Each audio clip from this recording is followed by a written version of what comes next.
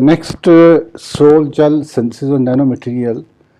This is one of the very important method which we normally use to prepare the nanomaterials of different having a different size and shapes.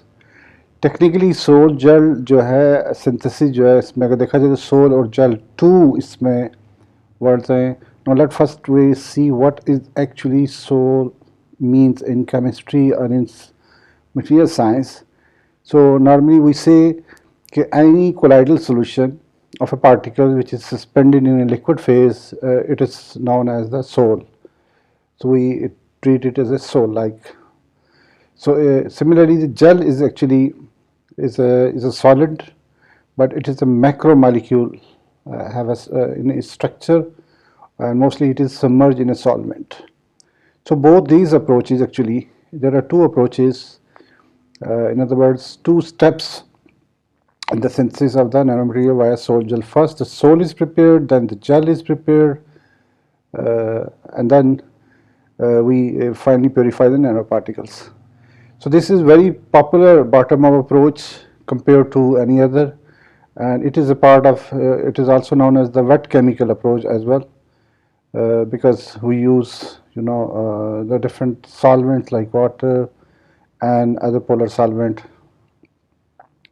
So the another important features that metal oxides and chlorides, they are mostly the common precursor which we use in the soil gel process. Now in this diagram let we discuss कि इसका जो diagram है इसमें basically soil gel का जो पूरा एक process है वो हम कैसे depict कर सकते हैं schematic diagram में. So इसमें अगर हम इसमें देखें तो we have a precursor here, silicon source, let's say tetrahydroxy alkoxy silicon, और इसको हम water में disperse कर रहे हैं with और catalyst like acid, कोई भी mineral acid add कर रहे हैं Cl, let's say. So slowly the hydrolysis takes place और solution जो है वो सोल की फॉर्म में टर्न आउट हो जाएगा, जिसकी इंडिकेशन ये होगी कि ये मिल्की या स्लाइट क्लाउडी टाइप solution हो जाएगा.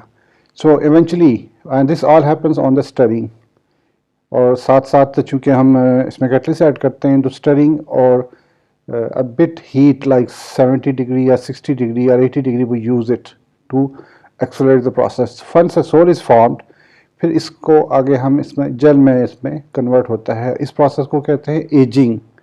तो व्हाट हैपन्स कि उसी सोल को हम स्टरिंग पे फॉर डिफरेंट इंटरवल टाइम के लिए 20 आवर्स 30 आवर्स 72 आवर्स 90 आवर्स को उसको स्टरिंग करते हैं, एंड इट इवेंचुअली जो सोल के जितने स्मॉल क्लस्टर्स हैं particles हैं, they forms link with each other, forms clusters, and then finally they form a different fragments, long chain of the macromolecular like things. So उस base पे क्या होता है कि इसकी solution की जो viscosity है बढ़ना शुरू हो जाती है और वो gelatinous material convert होना शुरू हो जाता है. And finally we remove this material as a gel. उसके बाद इसके आगे different approaches हैं. Materials में हम नैनो पार्टिकल सिंथेसिस में हम ये करते हैं कि इसको वहाँ से निकाल के सीधा इसको क्रश करके तो इसको हम फर्नेस के ऊपर अंदर इसको कैल्सिनेट करते हैं. सो इट इवेंचुअली जो इसके अंदर जितने भी पार्ट्स हैं ऑर्गेनिक पार्ट्स आर वाला और वो निकल जाता है, और calcination is normally takes place around 300 to 400, और जो इनऑर्गेनिक पार्ट है जैसे ऑक्साइड है, लेट्स से जिंक ऑक्साइड है या टाइटेनियम ऑक्साइड है, वो बीच में वहाँ पर रह जाता है. सो अगेन चूँकि कैल्सिनेशन प्रोसेस हो रहा है तो इसकी जो पोरेसिटी है वो काफ़ी बढ़ जाती है. So this is overall actually the process which we use in sol gel synthesis.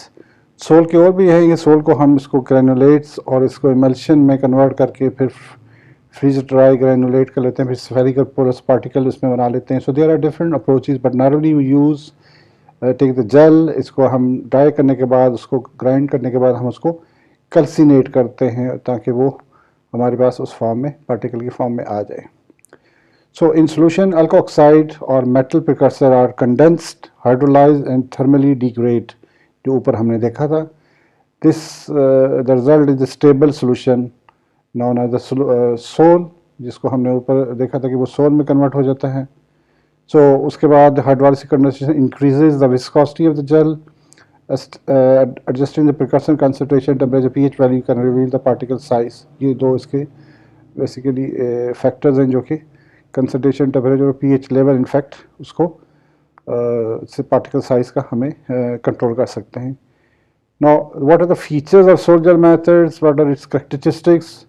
एक तो ये कि केमिकल प्रिकर्सर सोल्यूशन यूज होता है, liquid precursor solution containing milk alkoxide है, मेटल क्लोराइड्स हैं, इनको हम वाटर या अल्कोहल में डिजॉल्व करके यूज़ कर सकते हैं. तो this is the easy way, हमें कोई एक्सपेंसिव सॉल्वेंट नहीं चाहिए.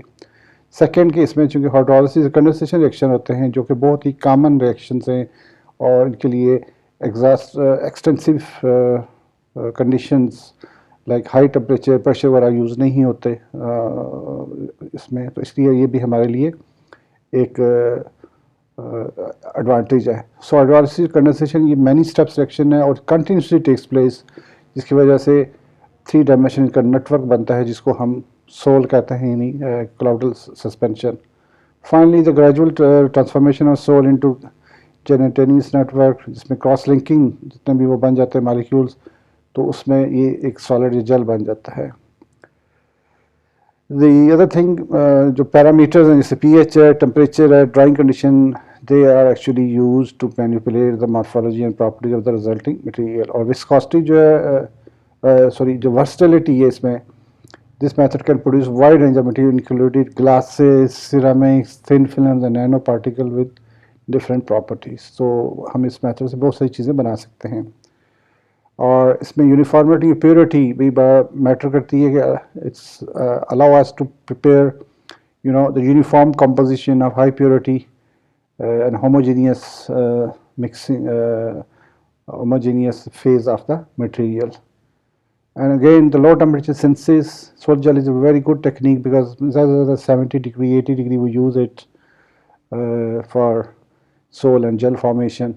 So इसको हम इस तरीके से इसकी जो एप्लीकेशन है कि लार्ज स्केल पे भी हम इस्तेमाल कर सकते हैं इसको.